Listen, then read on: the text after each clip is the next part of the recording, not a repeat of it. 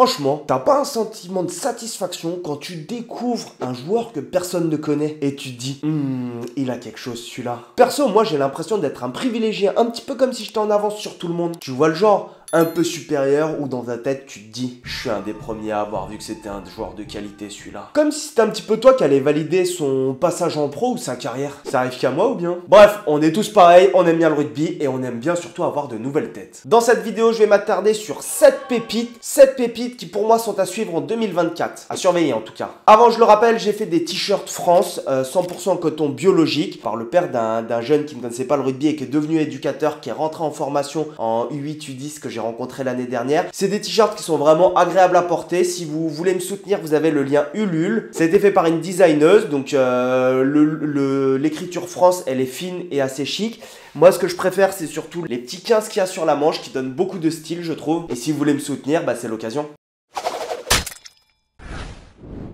Le premier qui pour moi est exceptionnel cette saison, c'est Nathanaël Huleux, l'ailier de Castres. 23 ans, 1m78 pour 86 kg. Et c'est un jeune qui a pas mal bourlingué dans sa carrière. Formation à Grenoble jusqu'en 2020 où il connaît ses premiers matchs en Pro D2. Mais ça, c'est uniquement au début de saison. Et il affole les compteurs. 4 essais en 4 titularisations. Il est appelé normal avec l'équipe de France U20. Et en revanche, pendant qu'il est avec l'équipe de France U20, il semblerait que l'UBB le contacte pendant le tournoi Destination sans avertir son club Grenoble. Alors premièrement, c'est pas correct, mais dans ce milieu-là, quand tu recrutes, il peut ne pas y avoir de pitié. En fait, il y a des gens qui ont moins d'éthique que d'autres là-dessus. Et évidemment, vous vous en doutez, quand tu as une jeune pépite qui met 4 essais en 4 titularisations, qui est appelée avec les U20, tu le contactes sans en informer le club, eh bien ça va créer une polémique. Il ne jouera plus un match en pro avec Grenoble de la saison, à moins que ça soit pour des raisons sportives, mais si j'ai lu entre les lignes, c'est pour ça. Il signe à l'UBB pour la saison 2021-2022 où il va faire 9 matchs en pro, dont 7 titulaires et planter 3 essais en top 14. L'année suivante, il va jouer que 5 matchs en pro pour 2 essais et il est prêté à Vannes en Pro D2. Et alors là, il va faire une saison de dingue. Il va faire 31 matchs dans la saison, planter 17 essais en Pro D2, ce qui est quand même pas mal, ce qui est même exceptionnel. Il est recruté par Castres et il revient dans le top 14 cette saison. À 23 ans, il a donc du coup pas mal joué entre la Pro D2, le top 14, il a fait quand même 4 clubs en 5 ans, pardon. Et c'est un serial scorer. À mon avis, Castres a fait une sacrée opération et il a l'air de s'être adapté très vite au style de jeu des Castrés et à son environnement. Numéro 2, Nathan Boulanger, tout le monde en parle déjà un petit peu, non? Un pur produit Rochelet, 100% maritime. Il fait partie de ces joueurs comme Henri Chavancy qui ont gravi toutes les marches d'un club. Il a commencé le rugby à l'âge de 5 ans à La Rochelle, né le 18 janvier 2004, 1m79 pour 82 kg.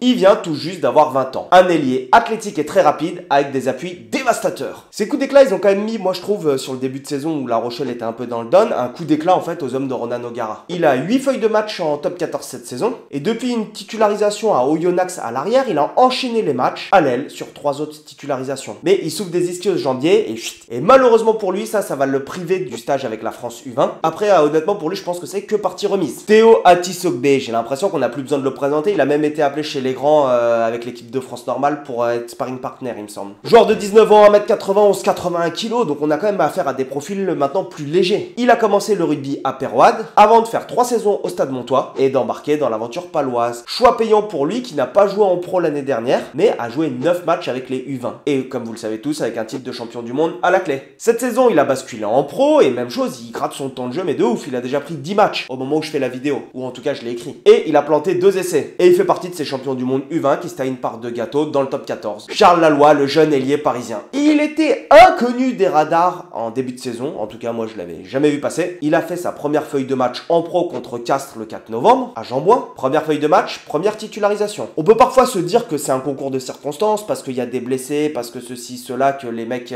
forcément, t'essayes, tu veux voir ce qu'un jeune il a dans le ventre. Mais derrière, il a enchaîné 5 titularisations. Donc là, tu te dis non, là, c'était pas une erreur de casting, en fait, il a gagné sa place. Et notamment, sur ces 5 titularisations, il en a une en Champions Cup contre Leicester. Et il plante 2 essais sur ces 5 matchs. En défense et sur le jeu aérien, il est très fort, et il a cette capacité à générer de l'avancée en permanence. Ne jamais reculer, comme le dit Boris Bourawa, le directeur du centre de formation du Stade français. Et il semblerait qu'il ait effectué un changement de mentalité où quand tu joues au rugby, évidemment, tu as besoin de te montrer parce que tu cherches à avoir des mecs qui traversent le terrain, qui sont plus forts que les autres. Mais en revanche, dans une équipe, tu peux pas faire passer l'individualité au-dessus du collectif. Et il semblerait qu'il ait emmagasiné ça et qu'il le dégage maintenant en pro, ce qui n'était peut-être pas le cas avant. C'est peut-être pour ça qu'il n'était pas sur les radars avant. Marvin Okuya. Il va tout juste avoir 20 ans, lui. Il a commencé le rugby à Gennevilliers avant de partir à Massy pour faire sa formation pendant 4 ans de 2017 à 2021. Depuis 2021, il joue au Loup et il semble qu'il n'a jamais été appelé dans les rassemblements jeunes français. Dites-le moi dans les commentaires si je me trompe, parce que moi j'essaye de recouper les informations, mais j'ai pas forcément tout. L'année dernière, il avait fait que 2 feuilles de match de top 14 en étant remplaçant, et il était rentré qu'une seule fois pendant 5 minutes. Bon, après, la saison dernière, au Loup, je pense qu'elle était peut-être pas au top dans le vestiaire avec Garbajosa, les joueurs. Il devait être, à mon avis, un petit peu sous pression et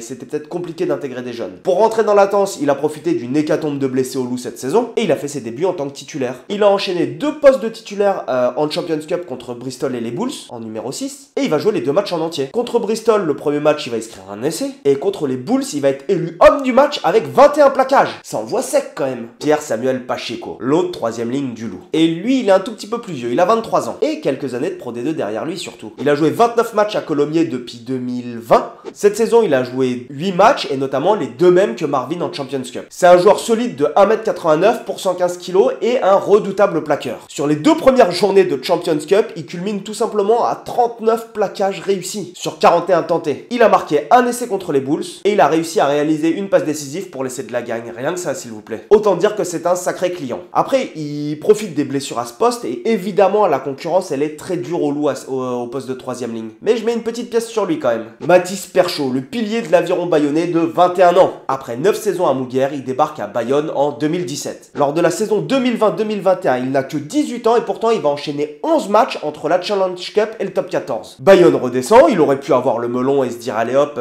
j'ai envie de rester en pro, en top 14, nanani nanana. Eh ben non, il reste en Pro D2 et là bam, il fait 22 matchs de Pro D2 avec un titre de champion de France et 5 matchs en U20. La saison dernière, 17 matchs en top 14 et cette année, il est déjà à 7 matchs de top 14 et 3 de Champions Cup. Quand on connaît la maturité qu'il faut pour un première ligne pour enquiller au niveau professionnel, on se dit quand même qu'il est sur des très grosses bases. À 21 ans, il a quand même déjà 65 matchs de très haut niveau dans les jambes. Et je pense qu'il va faire parler de lui sur la fin de la saison. Pour l'année prochaine, il a été recruté à l'UBB, qui a décelé un potentiel et qui est l'UBB, putain, il commence à avoir une armada quand même. Mamadou Alain Meïté, le talon du Stade Français Paris. 21 ans, 1m81 et 108 kg. Formé en région parisienne à Pantin et Bobigny, il a rejoint le Stade Français par la suite. Il a fait un match du tournoi Destination de l'année dernière avec la France U20 avant de rejoindre Massy en Pro D2 la saison dernière. Le club de Massy l'année dernière c'était compliqué pour eux en Pro D2 mais il a réussi à gratter 9 feuilles de match et planter 2 essais. Il est revenu au Stade Français cette année et il a commencé à intégrer les feuilles de match pro. Il n'a pas encore été titulaire mais parce qu'il faut le dire, il y a quand même du beau monde au Stade Français au poste de talon et surtout leur début de saison il a été vraiment plus que solide pendant la Coupe du Monde. Mais franchement ses entrées elles m'ont convaincu tout simplement. Dans le jeu courant je l'ai trouvé très bon, il est mobile, il est dur au mal. Il a fait que 5 feuilles de match pourtant avec 90 minutes de temps de jeu, c'est pas énorme hein. Mais j'ai jamais dit que j'allais parler que des joueurs qui ont fait 20 feuilles de match hein. Alors après le gros souci pour me prononcer sur lui c'est que comme je suis une pipe sur la mêlée et les lancers en touche, je suis incapable de dire s'il est bon. Voilà, ça pour moi c'est les 7 joueurs qui sont à suivre là sur la fin de saison, qui sont en devenir. Comme je le disais dans le début de la vidéo, quand tu produis des vidéos sur YouTube, bah ça te prend du temps, beaucoup de temps et d'énergie. Derrière faut que je paye le monteur. Donc c'est pour ça que j'ai fait faire ces t-shirts. Mais si j'atteins pas le quota, le montant en fait sur Ulule, c'est juste pour me rembourser les frais que j'ai avancés pour faire ce t-shirt France. Et donc si vous voulez me soutenir vraiment n'hésitez pas. Et puis franchement il est sympa et j'ai eu que des bons retours dessus. Et puis on se revoit au Clubhouse de Saumur. Allez, topette!